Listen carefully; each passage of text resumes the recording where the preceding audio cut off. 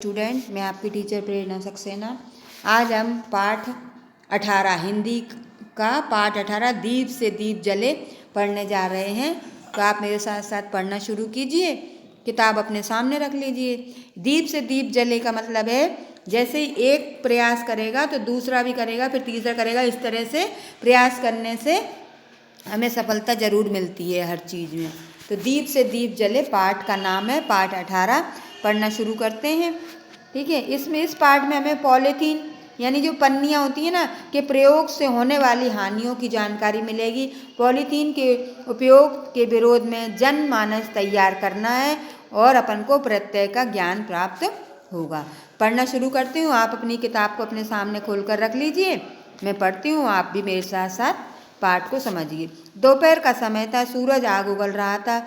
ऐसे विषम मौसम में धूप और गर्मी की परवाह किए बिना 13-14 साल का एक लड़का पीठ पर भारी बैग लादे धीरे धीरे चला जा रहा था। सूरज से सीधा और संकोची दिखाई दे रहा था। उम्मीद भरी आंखों से वह सड़क के दोनों तरफ बनी कोठियों की तरफ देख रहा था और फिर वो अपने सूखे होंठों पर जी फेरता हुआ आगे बढ़ता जा रहा था। किसी भी बंद दरवाजे को खटखटाने की उसकी हिम्मत नहीं पड़ रही थी। अचानक लड़के की आंखें चमक उठी। एक मकान का दरवाजा खुला दिखाई दिया। वहां खड़ी एक महिला के पास जाकर बोला, सुनिए आंटी, आपके यहाँ। बेचारे लड़के की बात पूरी तक नहीं हुई। महिला दरवाजे बंद करते हुए भौहें पर बल डालकर तेज आवाज में बोली, नहीं नहीं, हमें कुछ नहीं चाहिए। हम लोग बाजार से ही सारा सामान खरीदते हैं। लड़के का चेहरा उतर गया। प्लीज एक मिनट ठहरिए तो मेरी बात तो सुन लीजिए आंटी।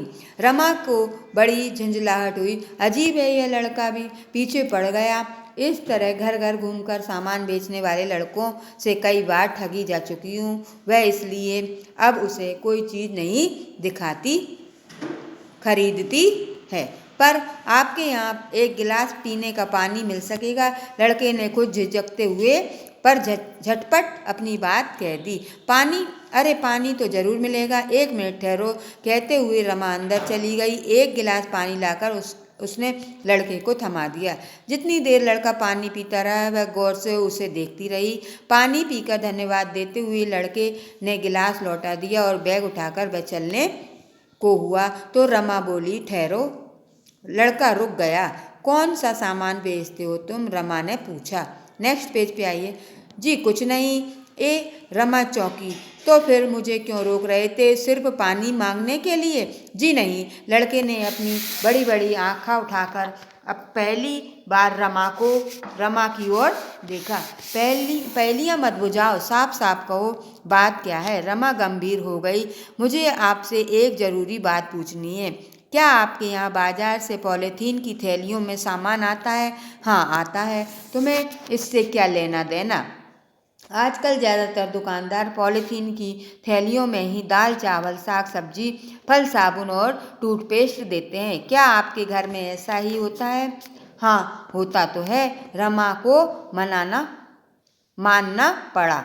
आंटी आपसे एक अनुरोध है, कहते हुए लड़का नीचे झुका। उसने जमीन पर रखे अपने भारी भरकम बैग में से कपड़े का सिला हुआ एक झोला निकाला और आगे बढ़ा दिया। प्लीज़ बुरा मत मानिएगा, आगे से अपने घर का रोज़मर्रा का सामान इसमें रखकर लाया कीजिए। क्यों? रमा चौंक गई। हमारे मोहल्ले में 3-4 दिन पहले एक गाय मरी हुई पाई गई थी आंटी। लोगों का अनुमान था कि इसे किसी ने जहर दे दिया है, किंतु जब गाय का पोस्टमार्टम किया गया तो आप जानती हैं गाय क्यों मरी थी? नहीं तो, रमा हड़बड़ा कर बोली या हड़बड़ा गई। लड़के ने होंठों पर उदास मुस्कान दौड़ गई। गाय किसी के जहर देने से नहीं मरी थी। कूड़े के ढेर पर पड़ी पॉलीथीन की थैलियों को उसने खा लिया था। वे पेट के भीतर जाकर उसकी आंतों में फंस गईं और गाय मर गई। एक बार फिर गौर से उसने उस बच्चे की ओर देखा। भोला भाला बच्चा, गोरा रंग, सुंदर नाक नक्श, चमकती आंखें। आप क्या सोचने लगी आंटी? लड़के ने टोका। नेक्स्ट पेज पे आइए। कुछ नहीं। तुम्हारा नाम तुम्हारा नाम क्या है बेटा? किस कक्षा में पढ़ते हो? जी मेरा नाम नितिन है, 8वीं कक्षा में पढ़ता हूँ। जीव जंतुओं के लिए इतनी दया तुम्हारे मन में? बात सिर्फ जीव जंतु की नहीं है, नितिन गंभीर होकर बोला। यह पॉलीथीन तो वैसे भी हमारे पर्यावरण के लिए नुकसानदेह है। आप तो जानती ही हैं कि पॉलीथीन की थैलियाँ। रमा को अपने आप पर लज्जा हो गई। छी, कितनी बड़ी और समझदार होकर भी जिस बात की गंभीरता उसने आज तक नहीं समझी, उसे इतने छोटे से बच्चे ने कैसे समझ लिया। सचमुच ये पॉलीथीन की थैलियाँ हमारे पर्यावरण की सुरक्षा की दृष्टि से बहुत घातक हैं। जमीन का उपजाऊपन नष्ट करके ये हम उसे बंजर बना रही हैं। जलाने पर इससे निकलने वाला विषैला धुआं हमारे वायुमंडल को जहरीला बना रहा है।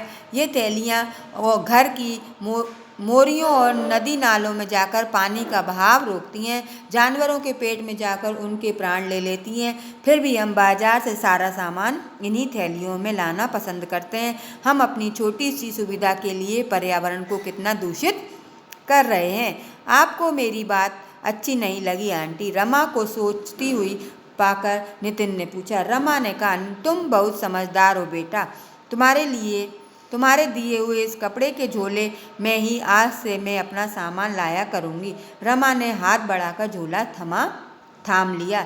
नितिन की आंखों में आभार का भाव झलक गया और नितिन प्रसन्न हो गया। तुम्हारे बैग में इतने सारे झोले कहाँ से आए? रमा ने कोमल आवाज में पूछा। बताऊँ आंटी? नितिन मुस्कुराया।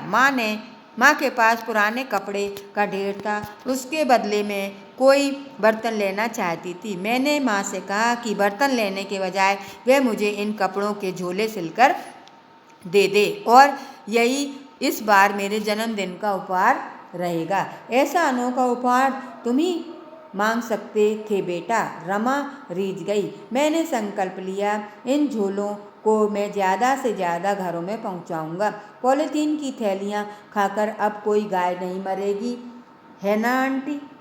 हाँ बेटे, ऐसे ही समझदार बच्चों की आज देश को ज़रूरत है। रमा भाव विभोर हो उठी। अपनी प्रशंसा सुनकर नितिन शर्मा गया।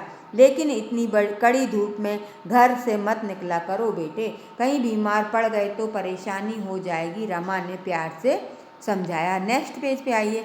मजबूरी है आंटी, सुबह मैं स्कूल जाता हूँ, शाम को होमवर्क करता हूँ, दोपहर का ही समय मेरे लिए खाली रहता है।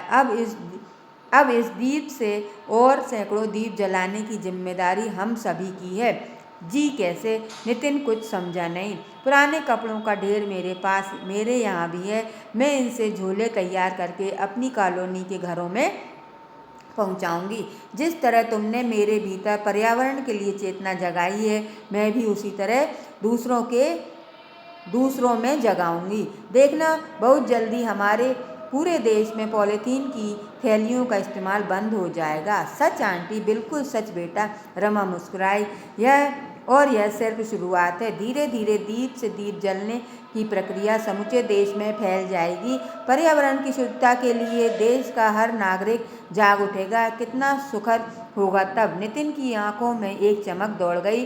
अनगिनत दीप उसकी आंखों में झिलमिला उठे। ठीक है बच्चों, आज ये अपना पाठ हो गया है। अब इसके अभ्यास कार्य के लिए नेक्स्ट वीडियो में मिलेंगे। जब तक अभ्यास कार्य के लिए मिलेंगे, उससे पहले आप एक बार इस पाठ को अच्छे से पढ़िएगा, समझिएगा, और समझने के बाद जब अपन क्वेश्चन आंसर यानी अभ्यास कार्य करेंगे तो आपको अच्छे से और समझ में आ जाएगा। फिर मिलेंगे, तब तक के लिए थैंक यू, बाय बाय।